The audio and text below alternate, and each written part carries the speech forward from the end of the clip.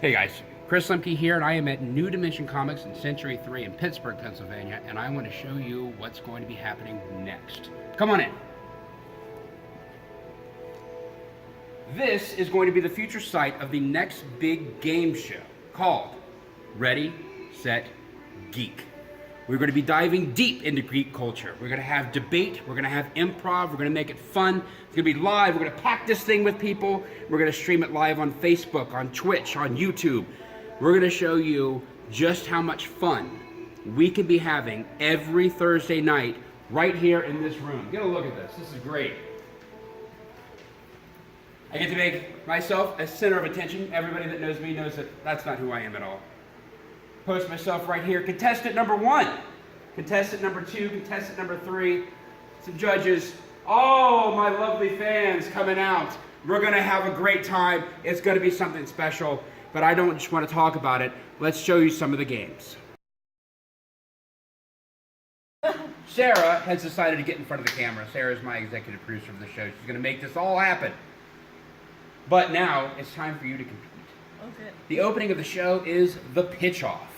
The contestants will be given an actor, a place or a location, and a movie title, and will be given 2 minutes to come up with the best pitch. Whoever wins this gets control of the board. Then we go on to creative control. Sarah, here are your choices.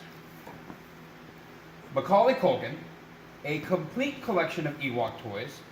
Guac costs extra. Emma Stone, the Guinness Brewery in Ireland, Eclipse of the Heart. Ellen DeGeneres with the nuclear launch codes in a day's work. Or Ryan Reynolds with a hand-whittled rocking chair in the standing ovation. I'm going to go with Ryan Reynolds, hand-whittled rocking chair, standing ovation. Let's hear your pitch as a studio executive is eagerly awaiting to know. Oh boy. What is Deadpool doing next? Well, actually, if I was going to do this as a movie, I would put this towards Disney and Pixar to be an animated feature, because this could probably tear out people's heartstrings and bash them over the head with them. Ryan Reynolds is going to be playing a character who was probably a magician or some sort of entertainer and never got the applause he ever wanted.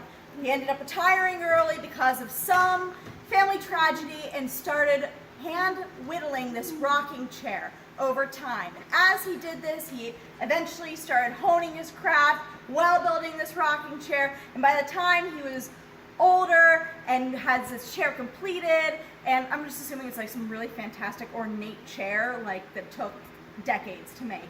But by the time he got this chair finished, got his skills, and got the courage to perform again, he was unable to stand up, and now he just sits in his rocking chair, and all the neighborhood kids come over and hear his stories about performing, and cue heartstrings and some Disney magic, and scene.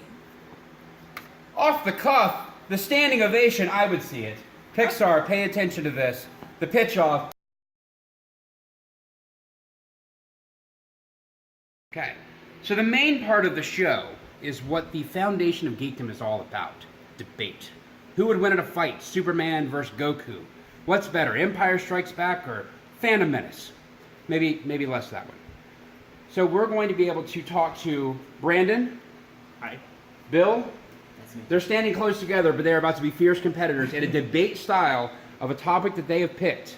The topic is, do you wish to continue? What is the best, longest running video game series? Brandon, what's your answer? Legend of Zelda. Legend of Zelda just came out with Breath of the Wind. Oh, and Final Fantasy. Final Fantasy. Final Fantasy 12 just got great reviews. Brandon, why don't you take it away? What's your opening argument for best, longest running video game series? Legend of Zelda has sold consoles for Nintendo more than Mario, I would say. Breath of the Wild simply sold more Switches than anything. There's not even a Mario game out on the system yet, and people are buying Switches off the shelf like it's nothing, and it's on a second print run currently. There really isn't that much for the Switch yet, but Breath of the Wild is a $400 game, and people are buying it.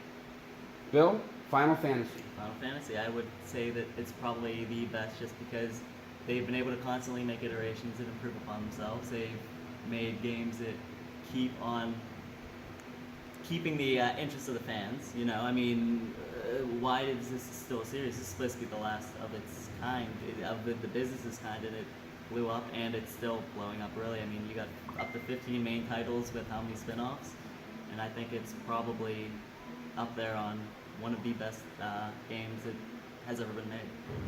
Brandon, Bill thinks you're an idiot and that you're wrong. Why are you right? Legend of Zelda pretty much is the same game every time, but it still remains new. Every time you play one of the games, it feels like a completely different game, even though you are playing as Link, saving Princess Zelda, going against Ganon, or main villain in Ganon's stead. You collect the same pieces of treasure almost every time. You get different gear, but every iteration from the NES, the Super Nintendo, GameCube, it's evolved every time to feel new. It also has its spin-offs like Hyrule Warriors, Super Smash Brothers. Link's very popular in that. Bill, why is Final Fantasy better than Zelda? I mean, anything that Zelda has done, it hasn't really been. I wouldn't call it innovative. I mean, the first one, yeah. The second one was very divided among the community, but whereas Final Fantasy, I feel they stuck to a formula for so long. Given after 12, I think it was, is whenever they really started to change things up, and from there, I think that they had it, but they stuck with what their main identity was. Whereas Zelda is now trying to do an open world exploration that has all these different things that kind of mishmash, and I don't know, I think it hurts itself at times compared to especially the older games in that where you had a lot of variety. I feel like Breath of the Wild is very limited in many ways, whereas Final Fantasy 15, I mean, it has a similar open world thing, but you're doing a lot more, you have a lot more to do throughout the game, much larger world overall. Let's get some closing arguments. Brandon, I want to hear a little bit more about why Zelda just takes the pants off of Final Fantasy and has his way with it. I feel that Zelda has always been a strong game from the beginning and didn't really stick to the linear path. You can play the game many different ways. You can avoid getting certain power-ups, whereas in Final Fantasy there used to be a lot of side quests, a lot of things like that, and then Final Fantasy 13 came and it felt like we were walking through a hallway. Zelda has never been that way in its new games. It always adds a bigger world to explore, different characters to meet, and just the gameplay just keeps evolving every time. You can jump now. It's a thing. Bill, closing arguments. Final Fantasy. I would say that, I mean, Final Fantasy evolves in its own right. It's constantly had different systems within a same format, you know, the traditional turn-based into the later, more action RPG, but I mean, they've always had something that they've stuck with. It's that they keep these mainstay names, they sell these properties in a way that I don't think anyone else in the business can do properly. Awesome. Guys, we pulled you out from the comic room. We brought you in here. I gave you a question, no prep time. That was really, really impressive. Both of you, awesome. Thank you very much.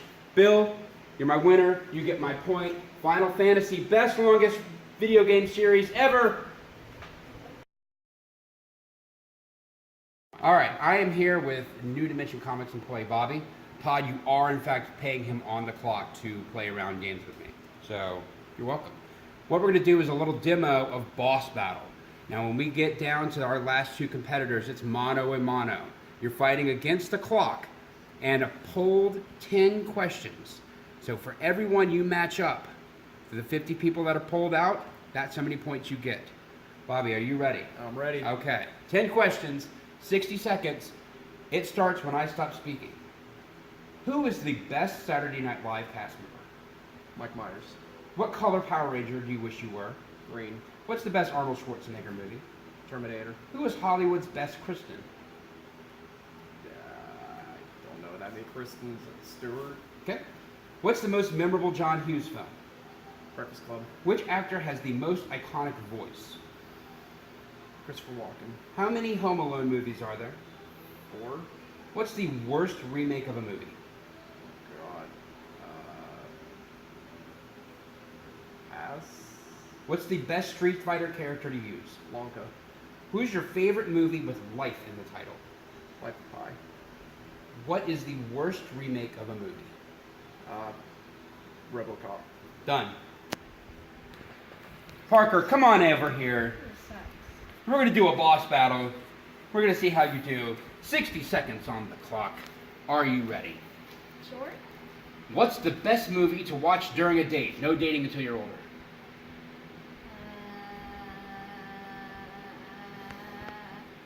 What color lightsaber is the coolest? Green. What is Batman's best gadget? Battering.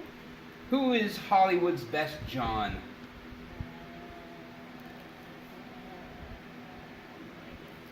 Who's the best racer in Mario Kart? Sonic.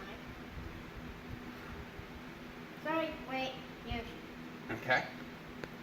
What is Tarantino's best film? Who has the best superhero music?